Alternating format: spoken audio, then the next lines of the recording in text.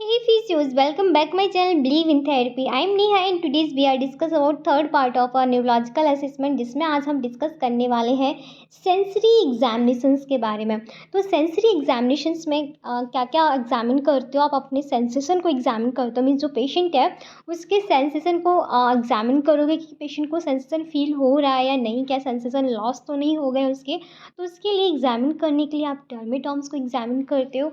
तो जितने सारे हमारी बॉडी में जो डर्मेटॉम्स होते हैं, ऑल ओवर डर्मेटॉम्स होते हैं, वो हमारे सेंसेशन के लिए होते हैं। यदि एक भी डर्मेटॉम्स अफेक्ट होता है तो उस एरिया का लोकलाइज एरिया का सेंसेशन होता है वो ख़त्म हो जाता है, मीन्स वहाँ पे सेंसेशन पेशेंट फील ही नहीं कर पाता है। तो डर्मेटॉम्स एक्चुअल होता है क्या है, हमारे एक स्किन का जो एरिया होता है हमारी बॉडी में, वहाँ से एक स्पेसिफिक नर्व होती है, वो नर्व हमारे स्पाइन तक कनेक्ट होती है जिसे हम बोलते हैं डर्मेटॉम्स। मीन्स वो एक स्पेसिफिक एरिया से इंफॉर्मेशन को लेके हमारे स्पाइन तक जाते हैं, वो हमारे डर्मेटॉम्स होते हैं। डर्मेटॉम्स अलग अलग होते हैं, हर एक स्पेसिफिक एरिया के लिए अलग अलग डर्मेटॉम्स होते हैं। यहाँ पे आप डायग्राम में देख सकते हैं, यहाँ पे सारे ये डर्मेटॉम्स जो कलरफुल है ये सारे डर्मेटॉम्स हैं और अलग अलग डर्मेटॉम्स हैं, हर एक का कलर अलग है। ठीक है, तो हम समझते हैं पहले डर्मेटॉम्स का काम क्या क्या होता है, कौन कौन से डर्मेटॉम्स होते हैं। फर्स्ट ये टेबल में आप देख सकते हैं C1 जो कि टॉप ऑफ हेड पे प्रेजेंट होता है।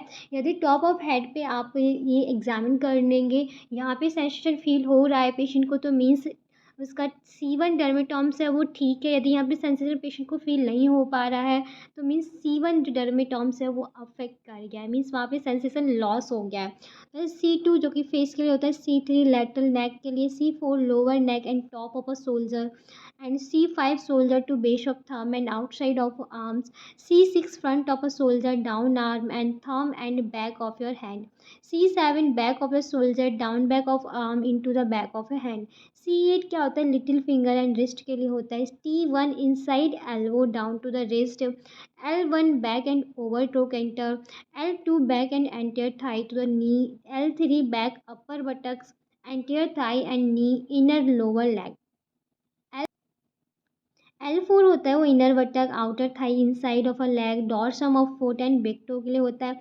L5 buttock, back side, side of a thigh, lateral leg, dorsum of a foot, inner half of a sole and second and third toes. S1 S2 buttock, posterior thigh and lower leg, S3 groin and inner thigh of a knee, S4 genitals area.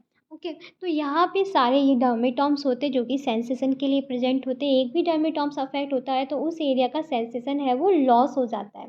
तो यहाँ पे आप देख सकते हैं ये हमारे यहाँ पे दिख रहा है S1 S4 S5 L1 L2 L3 L4, इधर L5 L4 L3 L2, तो ये पोस्टर थाई पे डर्मेटॉम्स प्रेजेंट है। यहाँ पे आप हैंड में देख सकते हैं, यहाँ पे C6 C7 C8 लिखा हुआ है। ओके, ऐसे ही हमारे C2 हो गया जो कि हमारे फेस के लिए हो गया, C2 एंड C3 C4, तो ये हमारे डर्मेटॉम्स हैं जो कि हमारे बॉडी पे प्रेजेंट होते हैं, जो हमारे सेंसेशन को ब्रेन तक लेके जाते हैं। तो सबसे पहले जो सेंसेशन होते हैं वो टू टाइप से होते हैं, एक सुपरफिशियल होता है, एक डीप सेंसेशन होता है। तो हम यहाँ पे समझते हैं सुपरफिशियल सेंसेशन के बारे में। तो सुपरफिशियल सेंसेशन कैसे एग्जामिन करेंगे आप? तो यहाँ पे 4 टाइप से चेक करते हैं, fine touch, crude touch, temperature and pain. तो फाइन टच कैसे चेक करेंगे? आप एक कॉटन स्वैब ले लो या आप वुल एक धागा ले लो, ठीक है। उससे पेशेंट को बोलना है कि आपको अपनी आइज़ क्लोज रखनी है। आइज़ क्लोज के बाद आप पेशेंट को टच कराएंगे। पेशेंट को टच कराने पे आप पूछेंगे आपको कहाँ पे कैसा फील हुआ, हमने कुछ आपको टच किया, क्या आपको ऐसा फील हुआ है? यदि पेशेंट बोलता है येस फील हुआ, तो मीन्स सेंसेशन उसका ठीक है, फाइन टच ही पेशेंट समझ पा रहा है, तो उसके सारे सेंसेशन ठीक है, डीप सेंसेशन भी और सुपरफिशियल सेंसेशन भी। क्रूड टच को कैसे चेक करते हैं?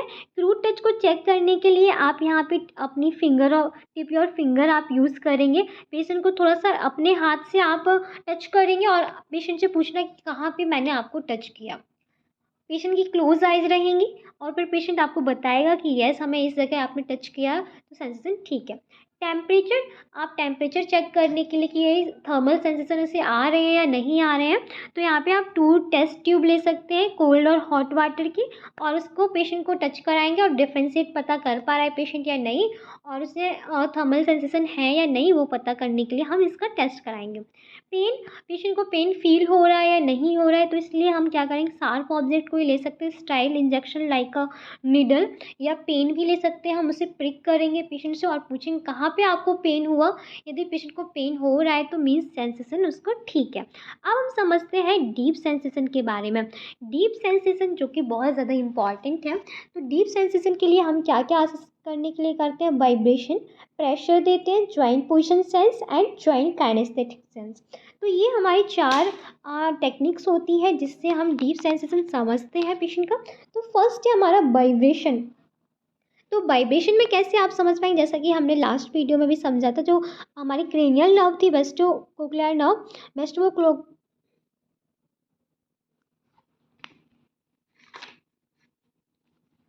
तो वाइब्रेशन जो हमने की लास्ट वीडियो में समझा हुआ था, वेस्टिबुलोकोक्लियर नर्व्स जो हमारी थी, 8th क्रेनियल नर्व, उसे असिस्ट करने के लिए भी हमने वाइब्रेशन दिया था हियरिंग के लिए। तो उसमें हमने ट्यूनिक फॉक का यूज़ किया था।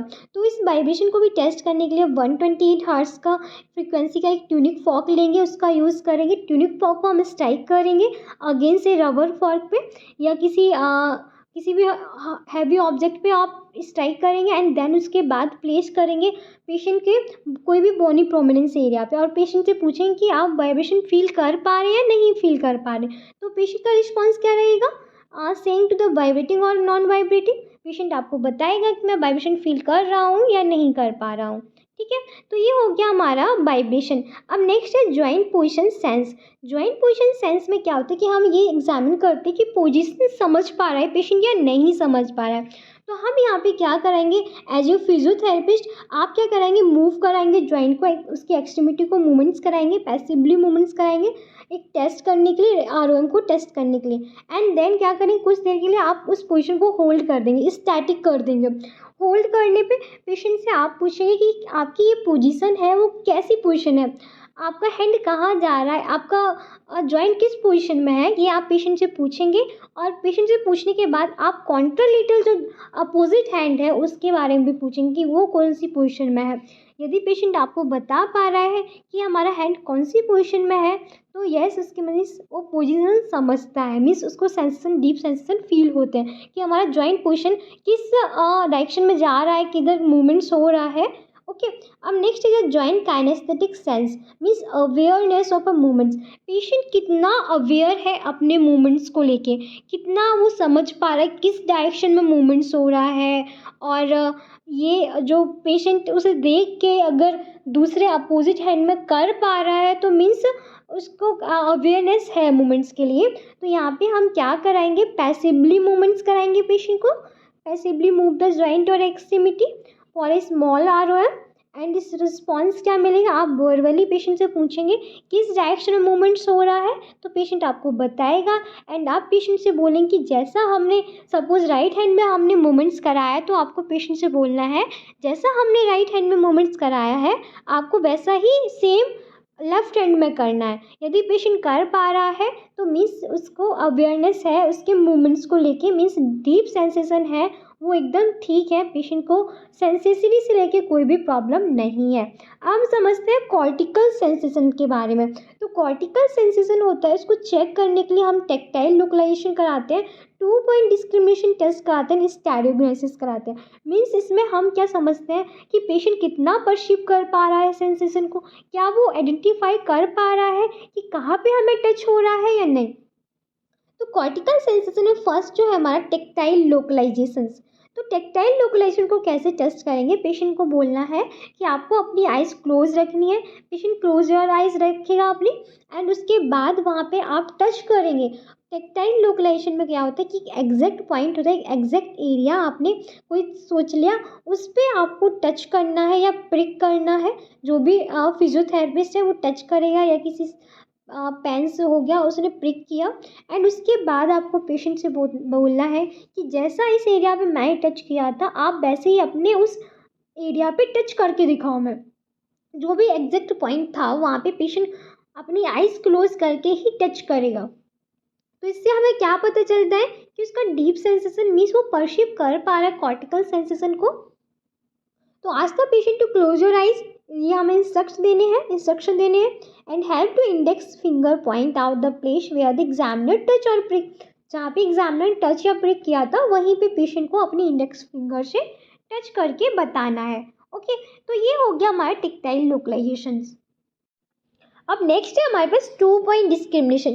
2 पॉइंट डिस्क्रिमिनेशन में हम क्या चेक करते हैं कि पेशेंट कितना आइडेंटिफाई कर पा रहा है, जो पोजिशनिंग है, जो भी हम चेक कर रहे हैं कि वो आइडेंटिफाई कर पा रहे, डिस्टेंस को कवर कर पा रहा है कि हमने 2 स्टुमराई दिया है, 1 स्टुमराई दे, कितनी डिस्टेंस पे दिया है, वो आइडेंटिफाई कर पा रहा है पेशेंट या नहीं कर पा रहा है। तो यहाँ पे हमें प्रोसीजर जो रहेगा, पेशेंट से बोलना है कि आइज़ क्लोज रखनी है, और उसके हम क्या करेंगे कि हमारे पास एक डिस्क्रिमिनेटर होता है, 2 पॉइंट डिस्क्रिमिनेटर बोलते हैं, जैसे यहाँ पे इसका हम यूज़ करते हैं। तो ये जो आप देख सकते हैं यहाँ पे ये 2 पॉइंट है, जो कि एक थोड़ी सी डिस्टेंस पे है। तो यहाँ पे हम इनका यूज़ करते हैं, पेशेंट को एक साथ इसके प्रिक करते हैं। तो हम इसमें पेशेंट से पूछते हैं कि आपको एक एक प्रिक हुआ है या 2 आपको सेंसेशन फील हुए हैं। तो ये आइडेंटिफाई करने के लिए हम इसका टेस्ट कराते हैं, मीन्स 2 पॉइंट डिस्क्रिमिनेशन बोलते हैं इसमें। ये measure of smallest distance between 2 स्टोमलाई, 2 स्टोमलाई के बीच में डिस्टेंस को मेजर करने के लिए हम इसका यूज़ करते हैं कि पेशेंट है वो कितना परसीव कर पा रहा है। तो यहाँ पे हम यूज़ रीसिप्ड पेपर क्लिप या हम ब्लंट एंड वाला 2 पॉइंट डिस्क्रिमिनेटर का यूज़ करते हैं। यहाँ पे हम कुछ भी पेपर शेप वाला एक पेपर क्लिप का यूज़ कर सकते हैं, जो कि थोड़ा सा शार्प हो। यहाँ पे हम 2 पॉइंट एक साथ 2 पेन भी यूज़ कर सकते हैं। ग्रेजुअली क्या करेंगे, धीरे धीरे इस डिस्टेंस के हम जो 2 टिप के वो धीरे धीरे कम करते जाएंगे, और पेशेंट से पूछना है कि क्या रिस्पॉन्स मिला, क्या आपने परसीव कर पाए 1 और 2 स्टुमलाई। तो पेशेंट आपको ज़्यादातर बताएगा कि मैंने एक ही स्टुमलाई परसीव किया, मुझे एक ही ऐसा लगा, मुझे एक ही एरिया पे प्रिक हुआ है, क्योंकि ये एक साथ होते हैं और इनकी डिस्टेंस जो है वो कम होती है, इसलिए पेशेंट समझ नहीं पाता कि 2 स्टुमलाई थे या 1 स्टुमलाई था। ठीक है। अब नेक्स्ट इज जो कि लास्ट हमारा सेंसेशन है, डीप सेंसेशन का स्टैडोग्नोसिस। स्टैडोग्नोसिस में क्या होता है, हम इसका यूज़ करते हैं ऑब्जेक्ट को आइडेंटिफाई करने के लिए। क्या पेशेंट ऑब्जेक्ट आइडेंटिफाई कर पा रहा है या नहीं कर पा रहा है। तो इसमें हम क्या पेशेंट को बोलेंगे कि आपको अपनी आइज़ क्लोज रखनी है, और इसमें हम चेक करेंगे कि ऑब्जेक्ट वो आइडेंटिफाई कर पा रहा है। तो कोई भी ऑब्जेक्ट ले लेंगे जो कि फैमिलियर ऑब्जेक्ट होगा, लाइक कॉइन्स हो गया, पेन हो गई, या कोई फैमिलियर ऑब्जेक्ट लाइक फ़ोन हो गया, जो भी वहाँ पे आपको अवेलेबल है वो आप लेंगे और पेशेंट के हैंड में रख देंगे, और पेशेंट से बोलना क्लोज योर आइज, अपनी आंखें बंद रखनी, और आप जब आंखें खोल लो अब आप बताओ कि ये सॉरी आँखें बंद रखनी है पेशेंट को, और बताना है कि क्या ऑब्जेक्ट मैंने उसके हाथ में दिया है। लाइक फ़ोन दिया, पेशेंट आँख बंद करके ही बताया कि मेरे हाथ में फ़ोन है, या कुछ पेपर दिया है तो पेशेंट आपको बताएगा। कॉइन्स दे दिए आपने तो पेशेंट बताएगा हमारे हाथ में कॉइन्स हैं। यदि ये बता पा रहा है पेशेंट तो येस मीन्स वो आइडेंटिफाई कर पा रहा है, सेंसेशन वो प्रॉपर अच्छी तरीके से परसीव कर पा रहा है। तो आई होप आप समझ गए होंगे कि सेंसरी एग्जामिनेशंस करना कैसे होता है। नेक्स्ट वीडियो में हम रिफ्लेक्स एग्जामिनेशंस पढ़ेंगे। तो वीडियो आपके लिए हेल्पफुल है तो प्लीज़ वीडियो को लाइक करें, चैनल को सब्सक्राइब करें। कोई भी क्वेरी होती है तो कमेंट बॉक्स में कमेंट करें, एंड चैनल को सब्सक्राइब भी कर दीजिएगा। Thank you.